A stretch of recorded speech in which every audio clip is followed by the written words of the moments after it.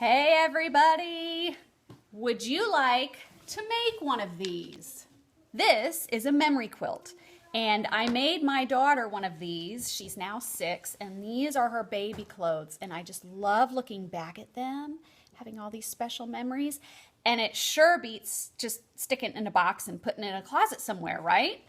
So this is what I'm going to show you how to make. I'm going to do it probably painfully slowly, so that those of you who have never sewn anything in your life, from a button to hemming a pair of pants, can follow this. You can do this, and I'm going to show you how. And you can do it on a budget too. You don't have to go out and buy fabric, batting, none of that. You can use what you have on hand, which is, hello, that's how quilts started. So you don't have to go do that. You can spend as much or as little as you want. If you want to go all out and buy really high-end designer fabrics to put on the back of this, you certainly can do that. There are, like I said, there is just so many options. And what I found when I first started doing this was there were a lot of pinions and a lot of blinders on, saying you have to do it this way, and especially on some, not all, but some quilting forums, they were headstrong about cotton. You could only use cotton fabric, cotton batting, and I went out and I spent probably more than I should have, because I thought I had to listen to them and be in line with them, and you don't. You can do this any old way. It really is up to you how much you want to customize it. The first thing that I'm going to just take a minute to explain is sewing machines. You are going to need a sewing machine. All you need is a straight stitch. You don't need a zigzag. You don't need computerized sewing. You don't need any of the fancy stitches. You just need a basic sewing machine.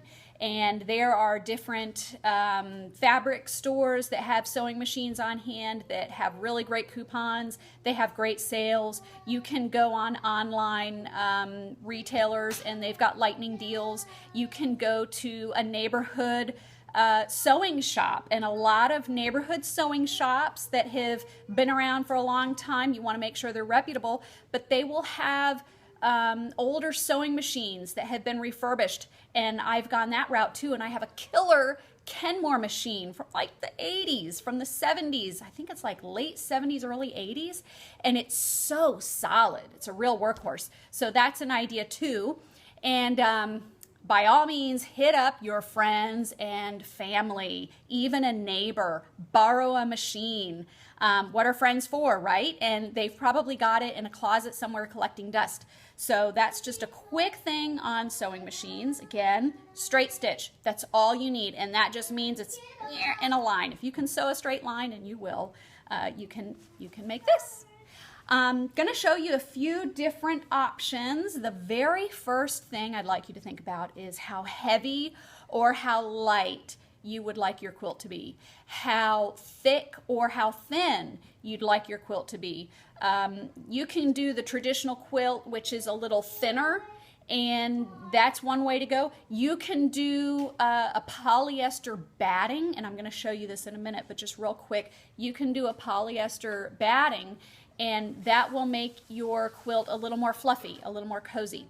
So before I get into all that, I want to show you just a couple things that will help with the cost.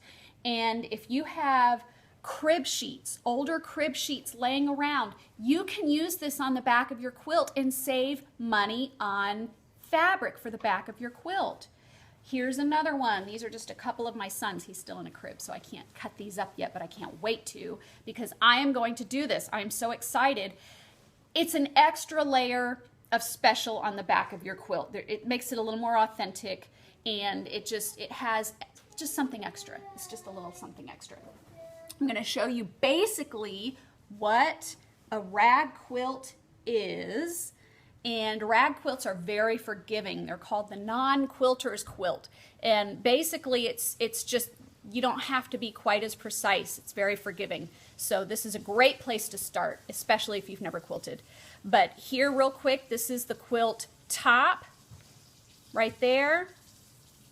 This is the quilt back. This is just plain white fabric. This is like the 4th one I ever made. And then in between is a material called batting. And there's all sorts of battings you can get, but I'm just going to show you the basics. I'm going to try to keep this as simple as I can for you, because I know a lot of people that are watching this have never quilted something. So anyway, front, back, batting in between. All right. I'm going to show you a few options for batting. This is a warmer option. This is polyester. If you were to go out and purchase a comforter, this is the type of fill that you would have in between. Batting is just a fancy word for fill. It's so you have a quilt. You have to have something in between. But this is something a little warmer. It doesn't breathe like cotton does, so if you want something a little warmer, this is the way to go. It's going to be a little more fluffy. Like I said, a traditional quilt is going to be a little thinner. This is going to be a little thicker. It's just a little more fluffy. Here is cotton. This is cotton batting. It's not quite as squishy. Well, it's not squishy at all, actually. It's thinner, and this is very breathable. So if you want a nice lightweight quilt, cotton. Get yourself some cotton. That's the way to go. This is a third option, and I really like this option, especially for people who are going to do one project and that's it. You're not into sewing. You're not going to go get a sewing machine. You just kind of want to get this over with. Get some flannel. I'll explain it later in some other videos, but you will not have to sew nearly as much if you use flannel. It's not a batting per se, but you can use this in place of batting between your fabric squares. Okay, that's the in-between stuff. On the back, you can use something like this. I just have this on hand, and it is just plain white cotton. If you have a white cotton sheet, you can use that. If you have a printed sheet, a colored sheet, anything you want. The sky is the limit with this. Get creative. You can do whatever you want, and I will show you how to make this your quilt, how to make this customized for you and your taste. So this is an excellent idea. The other things that I showed you before as far as a sheet, you can use a sheet. This is just a sample of what you could use if you have a crib sheet laying around. You can put this on the back, and that makes it that much more special.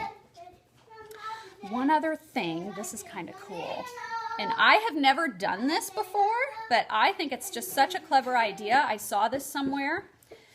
This used to be this, and all I did was just cut out a 6-inch square, so I've gone through, you know, the front material and the back of the onesie. So I actually have 2 layers here. I don't know if you can see that. And what you could do is put your batting in between here, put your batting in there, and you have a quilt block. You have a quilt. And all you have to do is cut right through the onesie, and you have the back of your quilt right there. This is such a great idea. And you're not cutting as much, and it's just so much more simple, and you're saving money. You can also, this is just a quick side note, if you have any of those flannel receiving blankets, they're very thin, the ones I have anyway, but you could get the flannel receiving blankets. If you have extra ones laying around, you can use that as flannel in between. And that would also help cut costs, and it would make it that much more authentic. To me, it's just, if you can use every, how do I put this? If you can use every piece of baby clothing, fabric, blanket, that type of thing, not fabric, sheets, blankets, onesies, clothing, it'll be that much more authentic. You will have memories on every single piece of anything that you put in this quilt. So that would be the way I would do it, and that's how I'm going to do it as I show you how to do this. So I hope that helps. I hope it's not overwhelming. If you have any questions or comments, please put them below and I will help you. The only thing I ask in return for this is that you post a picture of the finished product. I would love to see how your quilts turn out. So that would make my heart happy. Anyway, hope that helps, and I will talk to you soon.